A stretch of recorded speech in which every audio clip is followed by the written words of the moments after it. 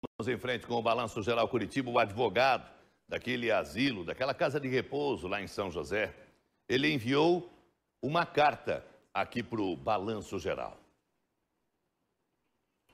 A Thaís Travensoli? Diz aí, Thaís.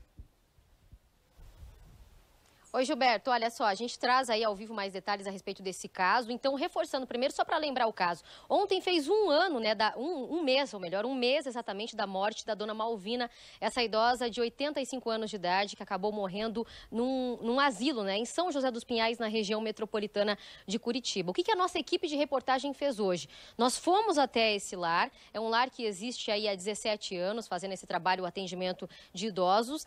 Lá que a dona Malvina acabou morrendo. Lá nós conseguimos fazer algumas imagens, conversamos também com o advogado dessa instituição que conversou com a nossa equipe. Durante essa conversa, Gilberto, vem a surpresa, porque aí esse advogado ele diz quem matou a dona Malvina, de 85 anos de idade. Essa é a versão do advogado que representa aí os donos da instituição. Vamos saber então mais detalhes nessa entrevista. Foi tomada de um surto psicótico, armou-se de uma bengala e destruiu a cabeça de uma companheira dela, uma companheira de quarto, me parece.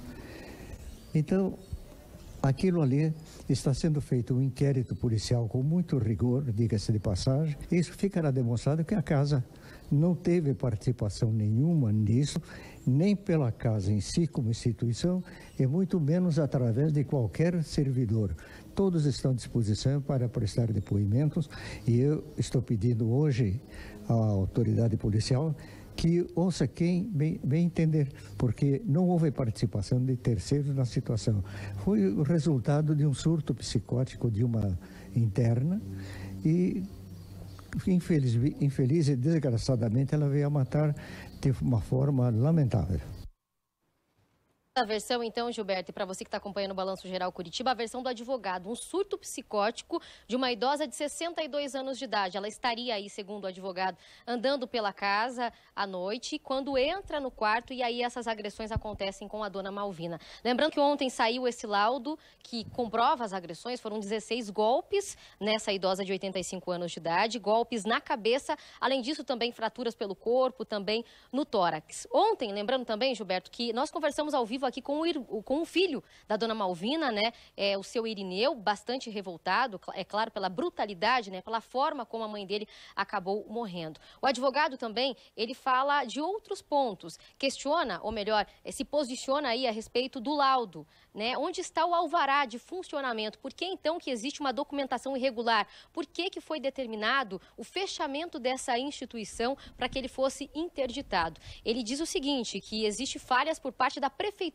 de São José dos Pinhais, que a Prefeitura demorou para passar para eles um laudo de conclusão de obra. E esse laudo é o que falta, segundo o advogado da instituição, é o que falta para que eles possam aí conseguir o alvará de funcionamento. É isso que o advogado diz. Existem falhas por parte da Prefeitura de São José dos Pinhais e é por isso, então, um dos motivos para pedir a interdição deste lar que funciona, como eu disse, há 17 anos. O advogado também fala, questiona um pouco o Ministério Público do Paraná. Ontem eles foram, ou melhor, hoje eles foram acionados judicialmente e aí já rebateram todos os questionamentos que foram feitos pelo Ministério Público do Paraná a respeito do funcionamento desse lar. O advogado, ele questiona aí o MP sobre o funcionamento porque as famílias estão preocupadas. Para onde que vão esses idosos, já que a casa ela vai estar funcionando só até o dia 27, já que eles estarão aí cumprindo o que foi determinado. Vamos ouvir então mais um trecho da entrevista do advogado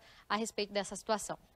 Em data de ontem, o Ministério Público representou junto ao juiz da comarca no sentido de que deveria ser interditada a casa pela ausência de médicos, pela ausência de fisioterapeutas e porque não preenchia as condições que a Prefeitura exigia. Diga-se de passagem, não só a título de defesa, que até ontem, e nós estivemos na Prefeitura na semana passada, várias notificações a Prefeitura fez. Mas a Prefeitura fazia e não vinha averiguar se estava sendo atendida ou não. Isso em direito penal chama-se crime preparado. prepara uma situação para depois interditar uma casa, para depois prender uma pessoa. Isso em tese que estou falando. Evidentemente, a ordem judicial está sendo cumprida rigorosamente, porque ontem mesmo eu enderecei, em nome da instituição, a defesa da casa junto ao ilustrado doutor juiz, pedindo a revogação daquela medida, porque é determinado que os moradores sejam deslocados, sejam retirados.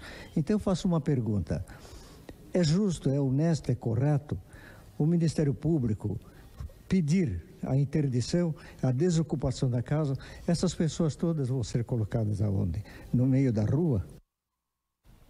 E ainda sobre esse caso, Giba, nós recebemos agora uma nota do Ministério Público do Paraná que diz o seguinte: o Centro de Apoio Operacional das Promotorias de Justiça de Defesa dos Direitos do Idoso e da Pessoa com Deficiência, setor especializado do Ministério Público do Paraná, que tem o papel de subsidiar a atuação das promotorias de justiça com atribuição na defesa dos direitos do idoso em todo o estado, informa que a situação da morte da idosa Malvina Graciana Pereira, que residia em instituição de longa permanência para idosos em São José dos Pinhais, em 12 de novembro do corrente ano, é de extrema gravidade e está sendo investigada na seara criminal em sede de inquérito policial.